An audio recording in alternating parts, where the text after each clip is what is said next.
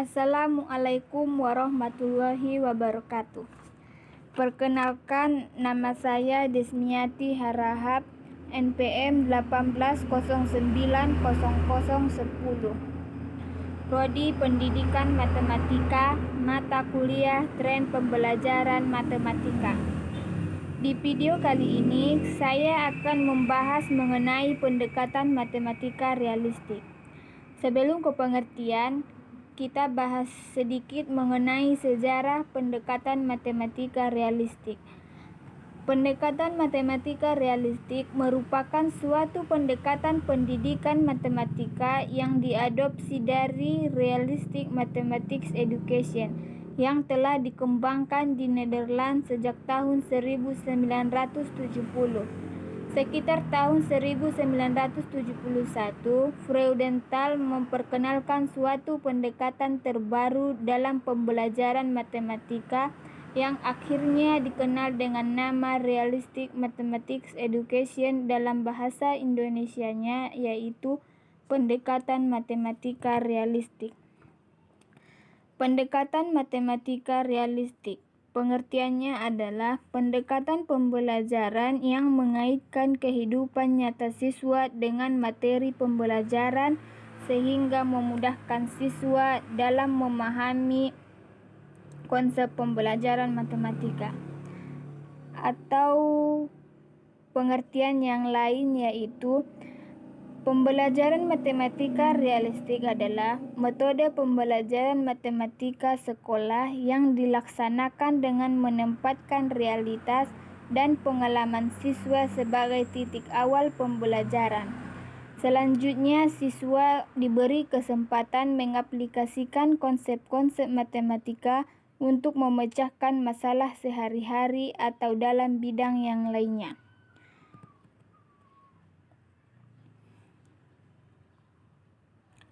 Contoh pelaksanaan pendidikan matematika realistik yang akan kita bahas kali ini yaitu bangun datar, atau lebih luasnya yaitu belah ketupat dan layang-layang.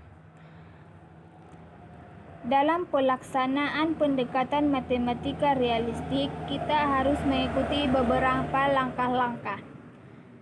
Menurut Fitrah, langkah-langkah pendekatan matematika realistik dapat kita buat menjadi sebagai berikut. Yang pertama, masalah kontekstual. Latar belakang. Mata pelajaran matematika masih dirasakan sulit oleh murid karena kebanyakan matematika diajarkan dengan materi dan metode yang tidak menarik bagi murid, di mana guru menerangkan dan murid mencatat, atau murid tidak dilibatkan dalam proses pembelajaran, sehingga siswa tidak tertarik dalam mengikuti pembelajaran karena merasa kebosanan. Salah satu inovasi terbaru dalam pembelajaran matematika adalah pendekatan matematika realistik. Proses yang dilakukan hanya memberikan rumus, padahal dalam kegiatan pembelajaran, peserta didik harus aktif untuk mencari, mengolah, dan menemukan dengan bimbingan proporsional dari guru dalam menemukan suatu konsep. Dalam mempelajari geometri, peserta didik terkadang mengalami kesulitan ketika harus mempelajari objek yang bersifat abstrak, mengingat peserta didik masih dalam tahap belajar realistik. Berbagai upaya telah dilakukan guru agar peserta didik dapat memahami materi geometri, misalnya dengan menggunakan alat peraga yang dapat membantu peserta didik dalam membawa objek geometri ke dalam dunia nyata. Langkah yang kedua yaitu menyelesaikan masalah kontekstual. Perangkat pembelajaran yang digunakan pada proses pembelajaran ini adalah yang pertama silabus, yang kedua rencana pelaksanaan pembelajaran, yang ketiga lembar aktivitas siswa, yang keempat kertas karton dan milimeter blok atau kertas milimeter blok tersebut ditempel dengan kertas karton sebagai alat bantu siswa untuk menemukan luas sebuah layang-layang dengan menggunakan persegi panjang. Yang kelima yaitu gunting, sebagai alat untuk memotong kertas karton atau milimeter blok sehingga dapat menemukan sendiri luas belah ketupat dan layang-layang dengan alat bantu. Proses pembelajaran. Pada proses pembelajaran ini, pertama penulis mempersilahkan siswa untuk duduk sesuai dengan kelompoknya masing-masing.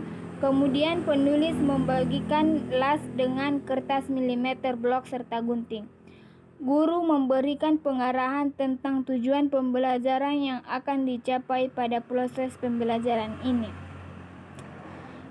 Langkah yang ketiga yaitu membandingkan dan mendiskusikan jawaban. Kegiatan intinya yaitu siswa berdiskusi, berkolaborasi, dan berargumentasi dalam kelompok masing-masing, sementara guru memperhatikan, mengamati, dan membimbing siswa yang mengalami kesulitan untuk melakukan kegiatan yang diminta pada proses pembelajaran ini. Ada 2 kegiatan siswa yaitu menentukan luas belah ketupat dengan alat bantu kertas milimeter blok, di mana konteks yang dipakai adalah luas persegi panjang. Dan yang kedua yaitu menentukan luas layang-layang dengan alat bantu kertas milimeter blok dengan kontekstual yang dipakai adalah luas persegi panjang. Kegiatan pertama atau belah ketupat, tujuan pembelajaran kegiatan ini yaitu siswa dapat menemukan rumus luas belah ketupat jika diketahui panjang diagonal-diagonalnya menggunakan pendekatan persegi panjang. Siswa diminta untuk menggambarkan belah ketupat pada kertas milimeter blok yang telah tersedia dengan panjang diagonal masing-masing. Kemudian siswa menggunting belah ketupat tersebut. Setelah digunting, siswa mengkonstruknya sehingga membentuk persegi panjang. Dengan demikian siswa dapat menentukan luasnya.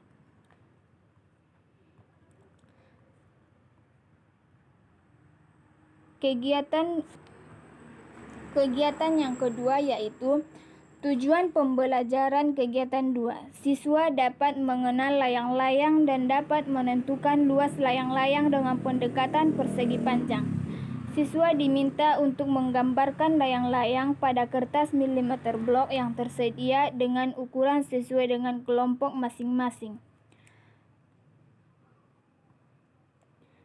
Setelah proses diskusi kolaborasi dalam kelompoknya, kemudian perwakilan dari kelompok atau dalam hal ini kelompok 1 mempresentasikan hasil diskusi dalam kelompoknya. Kemudian siswa kelompok lain menanggapi dari presentasi kelompok. Langkah yang keempat ataupun yang terakhir yaitu kegiatan penutup atau menyimpulkan. Siswa menarik kesimpulan dengan dibimbing oleh guru, kemudian guru meminta siswa untuk membuat tanggapan atau respons terhadap pembelajaran yang dilakukan. Respons siswa setelah proses pembelajaran. Siswa senang belajar matematika karena belajar matematikanya bagus, dan belajar seperti ini siswa lebih mudah memahami matematika. Kesimpulan yang pertama yaitu proses pembelajaran menentukan luas layang-layang dan belah ketupat sudah sesuai dengan pendekatan matematika realistik.